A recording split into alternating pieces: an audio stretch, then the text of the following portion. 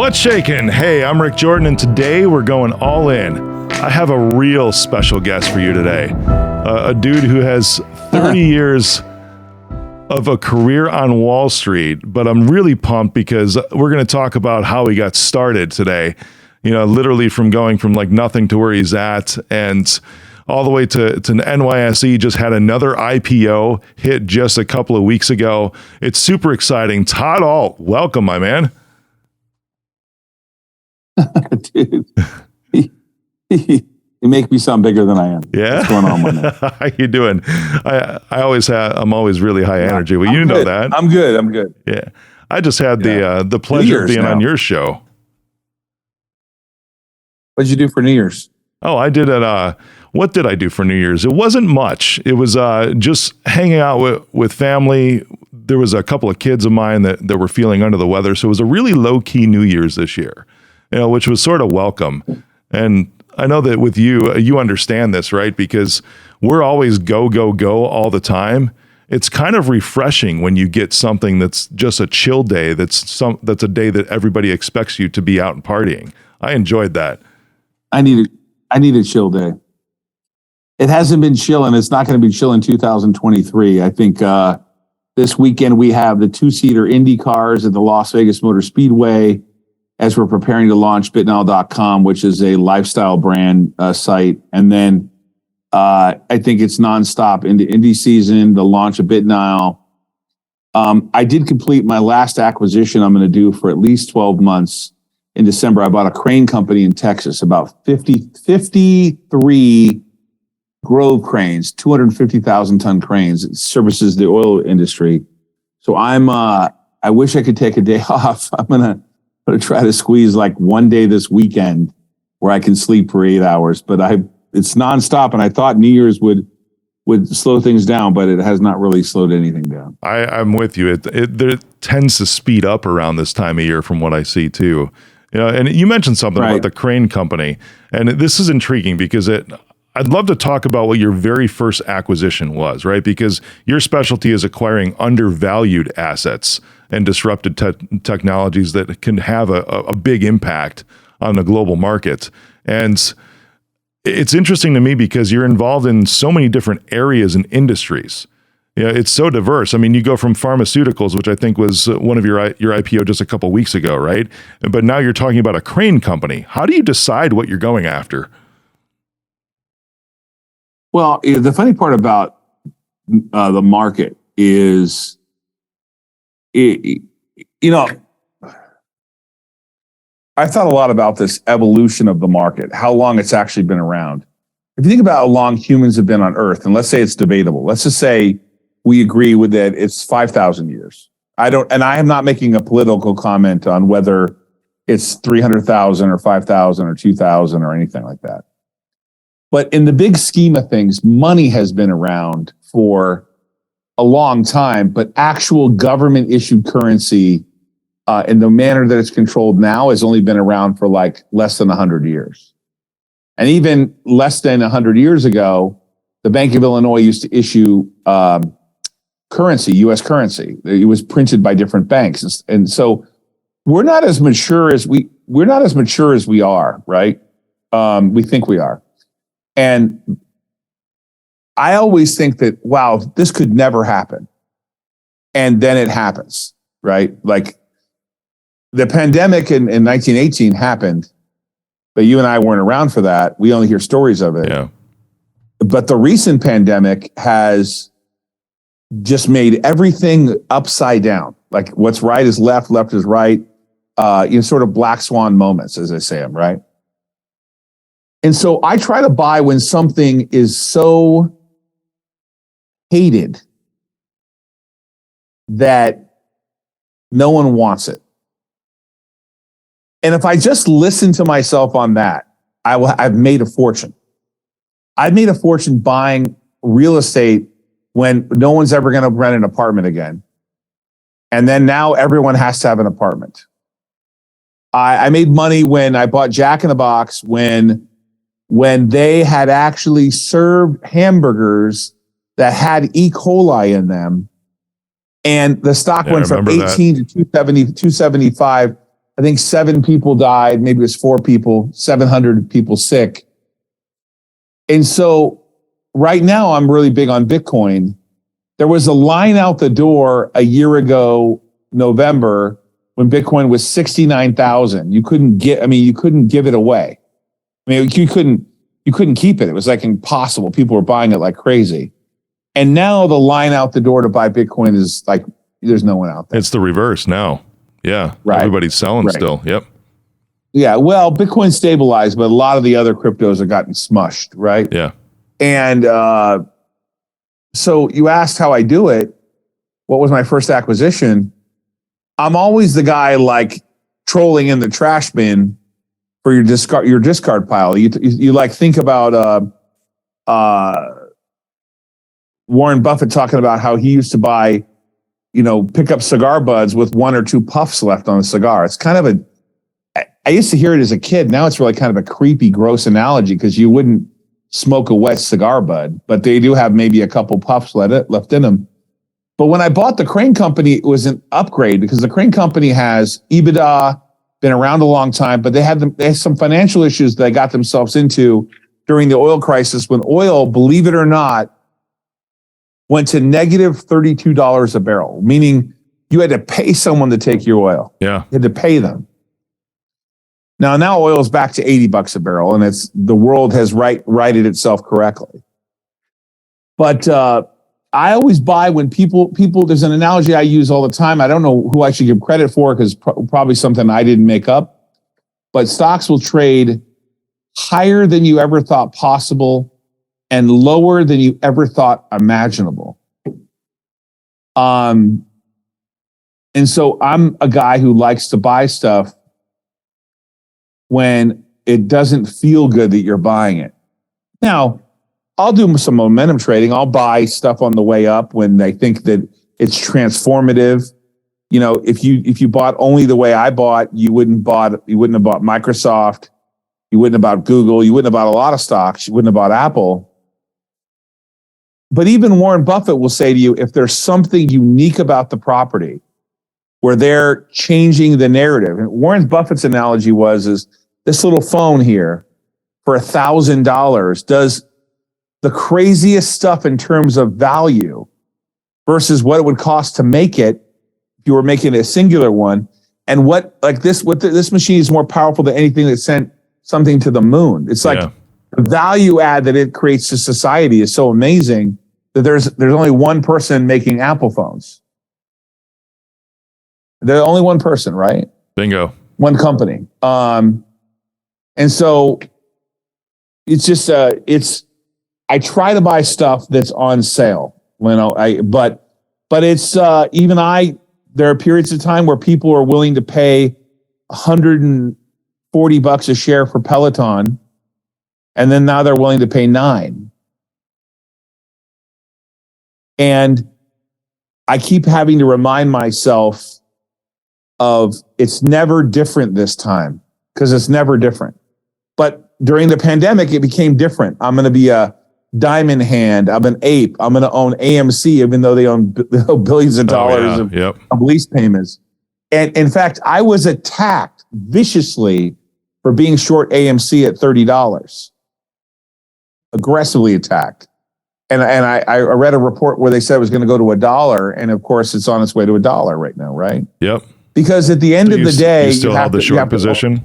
You still held the short position the entire time. No, I don't. But at the end of the day, you have to have a business that ultimately produces some sort of cash or some sort of value that can be realized. We don't agree on Bitcoin, myself and Charlie Munger and Warren Buffett, but I don't think you could argue anymore that Bitcoin is the premium digital asset. There's no question it's the best of a scenario where you have someone like Sam Bankman-Fried who just made up a coin and then borrowed against his made-up coin. Yeah, no joke. For sure. It's out of a movie. It's out of a movie. I know what you're doing. Your business is really simple. I mean, it's really complicated, but it's really simple. And that is, you own like a utility. I mean, you're providing a utility for people who need technology. They run a business and they need outsourced services to manage their technology network. very definable, right? Yeah. And there are moments in time when people want to pay a premium for your type of companies because they are large and they have steady cash flows and they're predictable. And there are moments in time when they're not predictable because you're buying a business or you're developing it, in which they're willing to pay less because it's unpredictable. But then if you're in a high growth curve, they'll pay more because they think you're successful at buying more of them. So there's no straight answer. I think that number one reason why people make money or lose money is temperament. And if you don't have the right temperament, you buy when everyone else is buying and you sell when you have fear. Temperament it's really a big part of the game.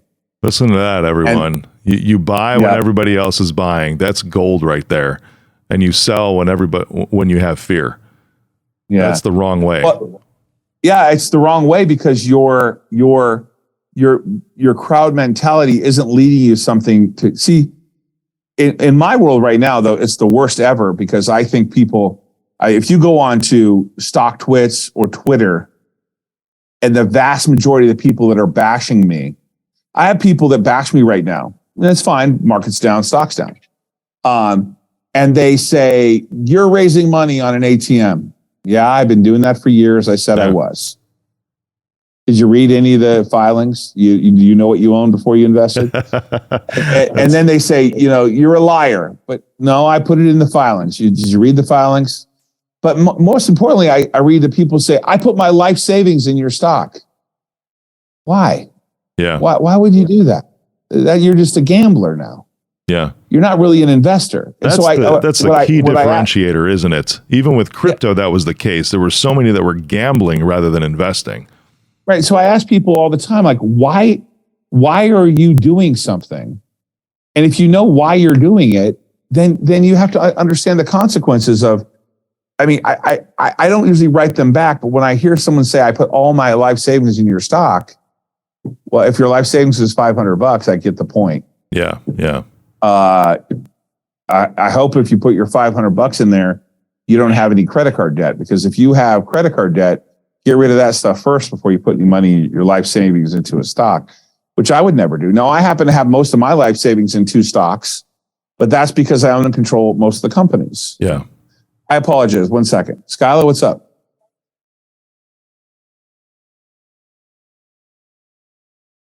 Oh, yeah. So my assistant's saying, she's laughing at me. So why would you put your whole life savings in it? I'm more dumbfounded now because my biggest concern is I see people that don't seem to be educated effectively using the market to gamble. Yeah. And I don't know where they got the mentality. And then I listen to my kids and they say, well, you're not really taught to invest in high school. You're not taught these basic fundamental foundational stuff. And then there's a generation. Now, I don't know how old you are, but I'll date myself and say that in 1998 to 2001, when I was managing money, I could not convince people or explain to them that just because you put a .com next to your name, the stock shouldn't go from $9 to 200. Yeah. But it did. And it worked until it worked. So it's like a party where everyone gets drunk and they keep getting drink. They drink more and more and more and more and more and more. And then eventually they have to wake up in the morning and they have a hangover. Well, the market has a hangover now. And the Fed basically said, hey, we're going to pull the punch bowl away, which is lower interest rates. We're going to jack those up in your face. At the same time, the government was issuing people money to help them during the pandemic. And that's over. Yeah. And we're all dealing through right now we're in the hangover. We're in a hangover, man. It's a hangover. Well, it was overextension because all that money that was issued, it was all based upon debt anyways. It was new debt that the country took on and then spread around just to bolster the lives of individuals for a moment, just like having a party night, right? It's fun for a moment, but then, like you're saying, you have the hangover the next day and you wake up and realize, what the fuck did I do? And I would say it was good that we had that party. You want to help people during the pandemic. Absolutely, when the government says we're going to shut everything down, they got to do the right thing by people. But now we got to tighten our belt a little bit and make sure that we're efficient and not thinking it's coming back. And,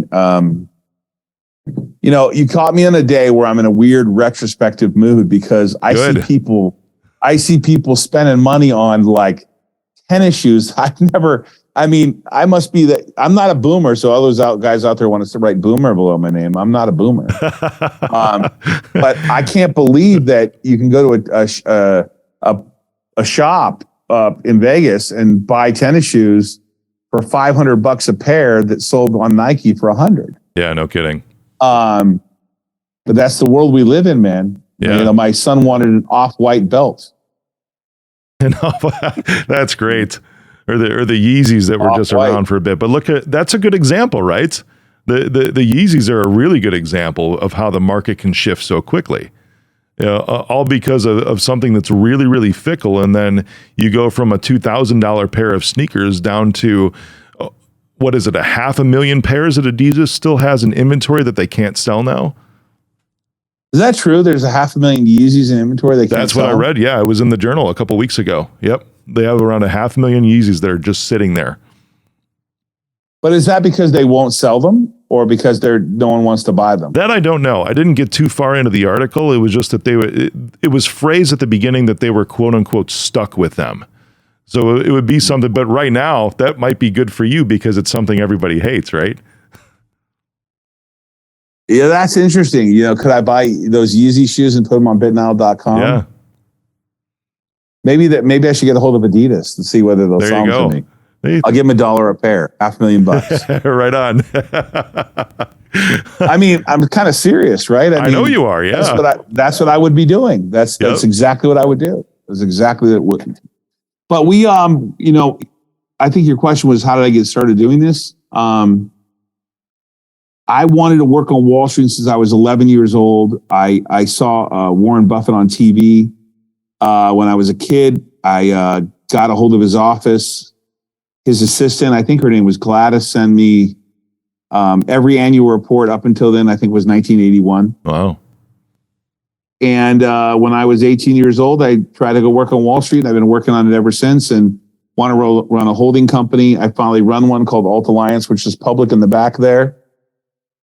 The symbol on the New York Stock Exchange is AULT. And then we either own, control, or invest in, I think, maybe 6 or 7 other public companies.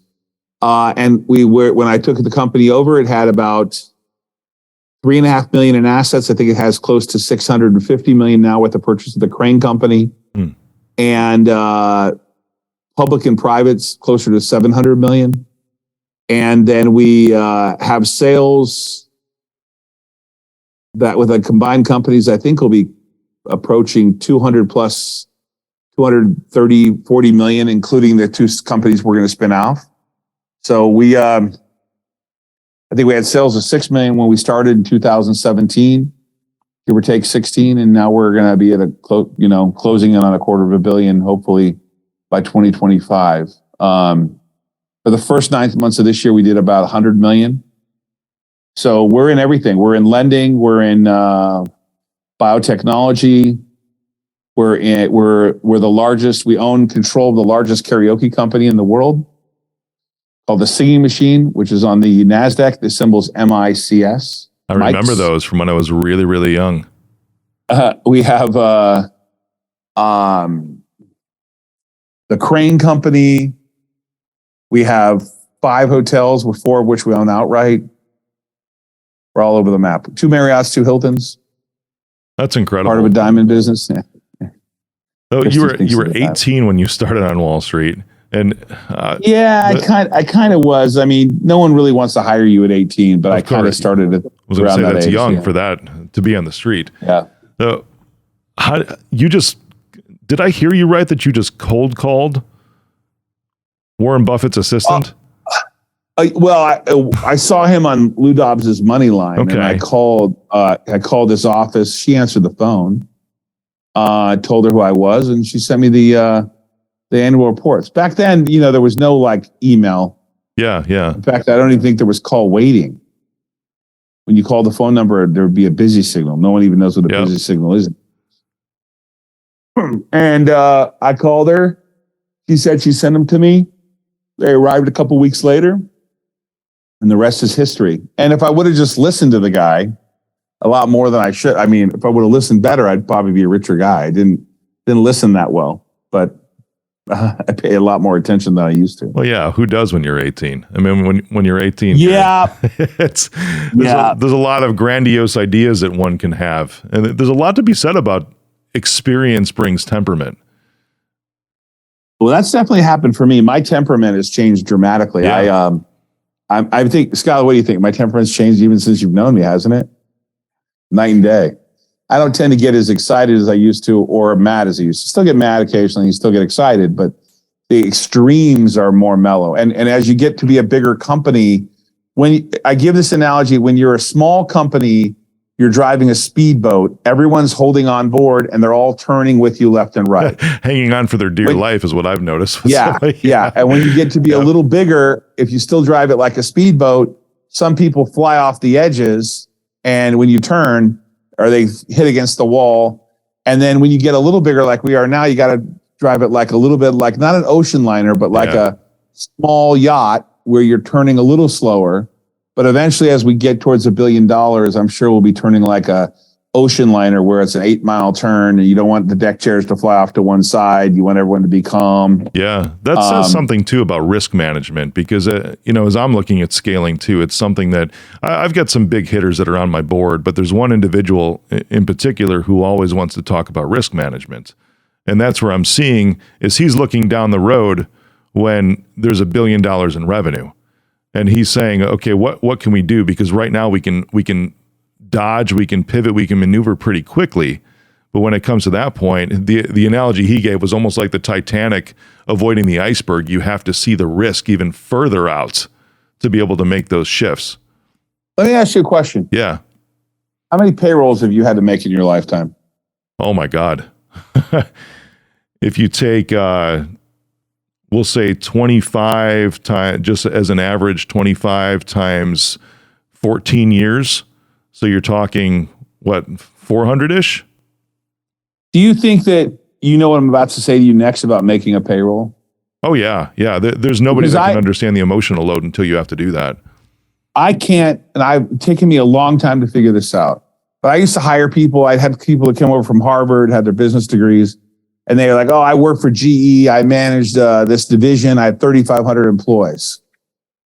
I cut people and I cut expenses and we got more profitable, et cetera, et cetera. And there's a reason for that to be a manager. Yeah. But for me, it's really hard to take advice from someone from a business standpoint to understand what I'm doing until they've had to make a payroll. Yeah. So until you've had to make a payroll where you're responsible to make sure other people eat, that their families are taken care of. I get a lot of people, on social media saying shit about how they, what they think about me. And I say to them, go fuck yourself. Because until you've made a payroll, you should fuck off. I don't think you can't provide me any advice. Like your opinion only matters in that it's your opinion, right? Yeah. I mean, you're like, I work at a Walmart and I'm a manager. Okay, great. You have to managing people, by the way, is one of the hardest things in the world. But until you've had to make a payroll where you run a business where you're responsible to make the payroll, everything you've been taught is theoretical. Yeah. You don't know what you're doing. Yeah. You haven't really had to do it. Now, I may be biased there, but I'm not talking about like, oh, my partner and I, there's two of us and we started an online business and we do drop shipping. Okay. All right. So you had to make your own payroll and your partner's payroll. Yeah. I'm talking about, I might be wrong. And I say this very carefully. Please look at the filings, but I think after the crane company and the hotels, I think we have like 515 employees. Yeah. Yeah. You got to make payrolls, right? You got it. And so to your young viewers out there, you got to be careful where you're getting advice from. I know what you do. You run a business in which you have to make a payroll. Bingo. You have to make sure there's revenue coming in. The people are paid. When I was a kid and I took out my first job, I was thinking, well, I never even worried that people could pay me. Yeah. I got a job making, I was at Albertsons at $4 an hour. I was thinking I was a king shit because I was a box boy. And back then was $2.35 an hour, but I got the $4 an hour box boy job. Nice. I never thought that Albertsons wouldn't be able to pay me. Never crossed my mind. When I started my own business, I realized, holy crap, I actually better make the money because I got to pay this bill. Yeah, no kidding. I got to pay people, right? You're reminding me of my first job because I got a permit to work when I was only 15 at McDonald's, and it was $4.25 an hour. And there you go. When I was doing that, it was the same thing. I never had a thought in mind that store. And when I think about it now, as I look back, it was that owner had owned 6 franchises. So that owner was responsible for around maybe 200 people, and had to make sure. You're a Chicago guy, right? Yeah, Chicago. Yeah. Chicago is where I own those hotels. Rockford, Illinois. Oh yeah. That's about an hour and a half from where I'm at. There you go. Yeah. Yep. So you worked for McDonald's. You got a permit when you were 15. When I was 15, yeah. I just wanted to get started on things and wanted to independence. That's really all it was. But yeah, it was $4.25 an hour. And when I would sit and think about, people managing labor, I would ask the managers, what's the biggest expense? At 15, I'm asking this. Like, well, as an assistant manager, we're responsible for our shift to manage and keep labor rates, because they would track revenue almost in real time, even back in the 90s. I don't know how they did it, right, with the systems, but they would start to cut people when they would approach 12% labor cost by the hour. And then they would start to send people home at night. To me, that was pretty advanced when I look back at it for the mid-90s. You're talking about at a McDonald's, of all places, they would start to cut people when they would approach the 12% labor mark. But then looking back, it's like that was something that the owners put in place because they were pretty tight with that and made sure that was one of the metrics in place so that they could make payroll for everybody and maintain profitability. It was just very intriguing to me. So from the very beginning, I was a trainer when I was 15. I became an assistant manager when I was just 16 at McDonald's, and then moved into other retail and then of course technology, all of that. But it's I'm with you. It's an intriguing thought process because even with what I have now, I owned a private security company, protection agency, for 3 years, and I had 70 employees in that company. That was from 2016 to 2019, and the same scenario. Because it was service, but then it comes to accounts receivable, it comes to collections, and it was pretty much time for money for all the individual agents, the guards that were out there, and you had to make sure that there was enough working capital in place to cover payroll when those people worked before you even got paid from your clients. It's an interesting scenario, and that was, $15 and $25 an hour jobs for unarmed and armed agents.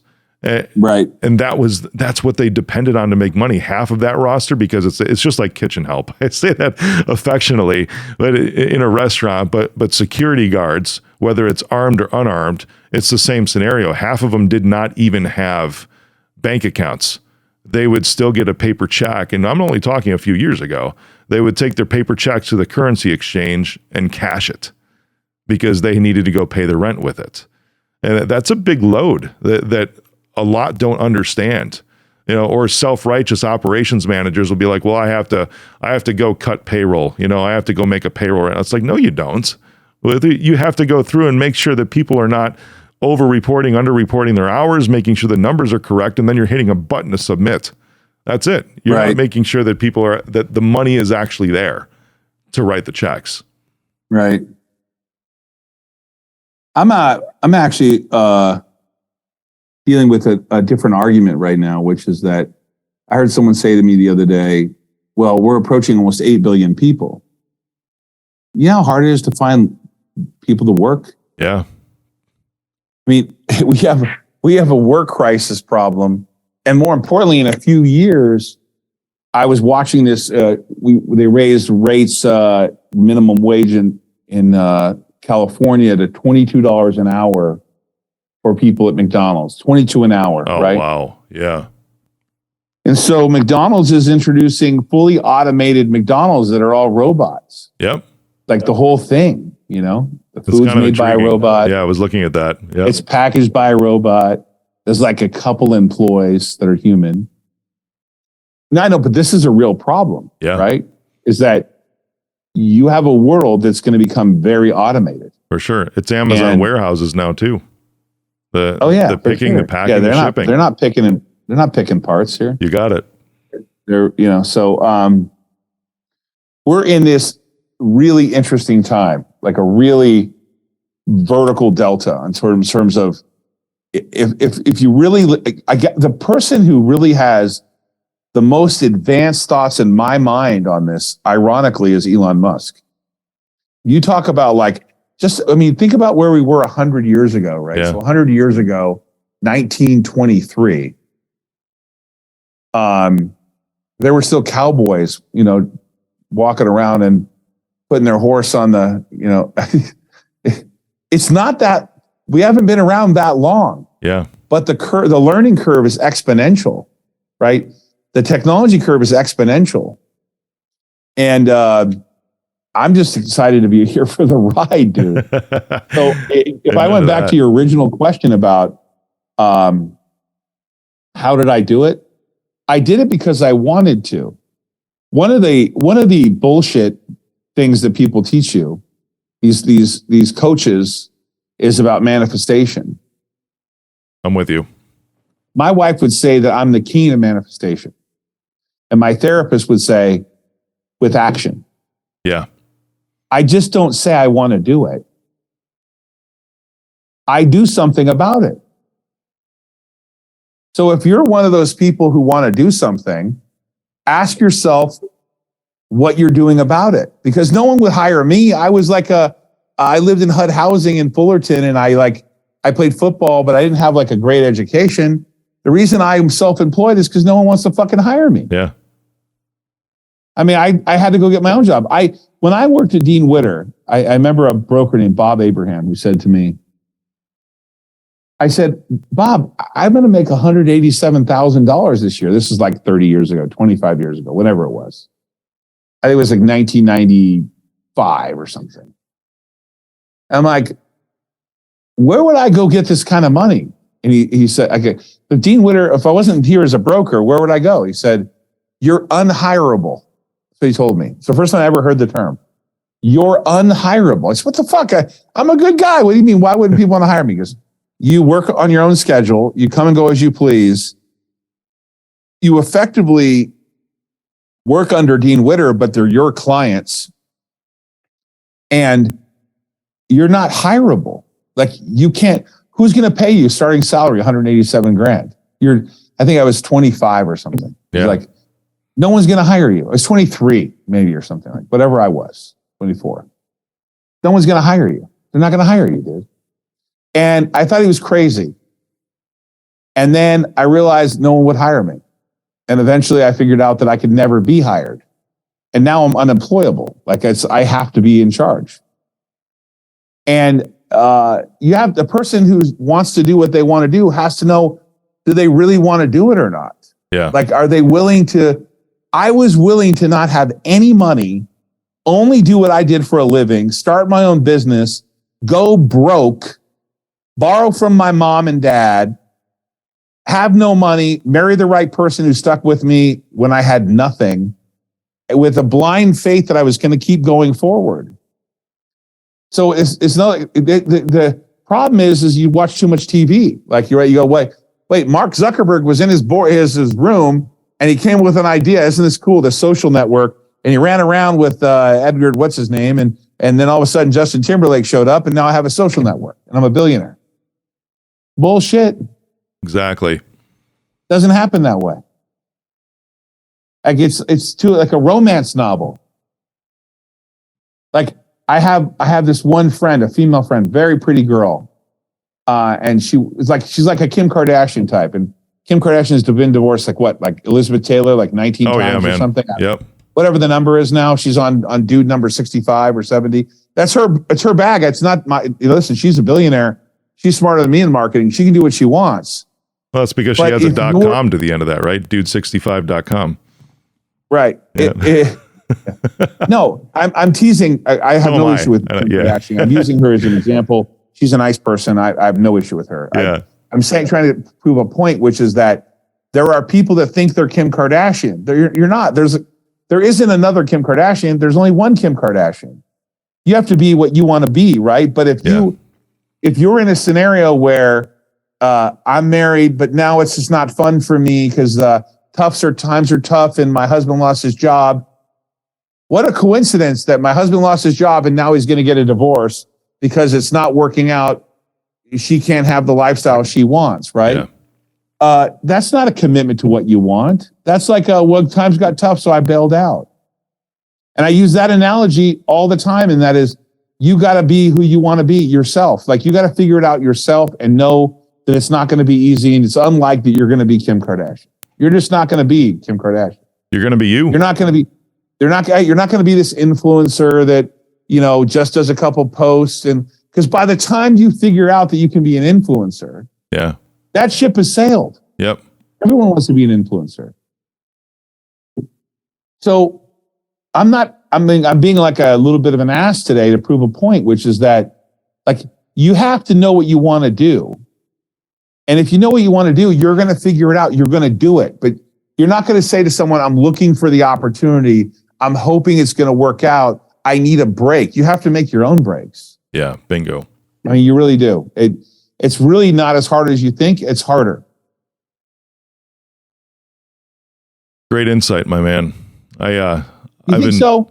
You think so? Because I do. I've enjoyed the self-reflective nature of our conversation today. And it's almost like you were talking to yourself. I kind of was talking to myself, wasn't I? But it's good. It was a good monologue for a lot of it, I'll tell you that when I think about yourself, I know what you're trying to build in the service business around technology. And you're going to look back 10 years from now, someone's going to say, how did you get there? Yeah. You're going to say, I ground out one deal at a time, and I bought another company, and I bought another company, and I bought another company, and that's how you got to 100 million. Yeah. But there's no special road from 0 to 100 million without you doing the work. Yeah, bingo. You got it. Everybody wants that. What's the phrase? The overnight success that took 10 years?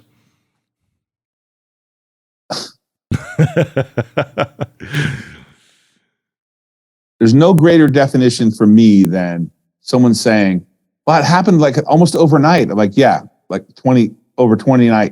Yeah, exactly. Right. Yep. Oh, got there overnight, just 20 years later. Yep. No one's around for that.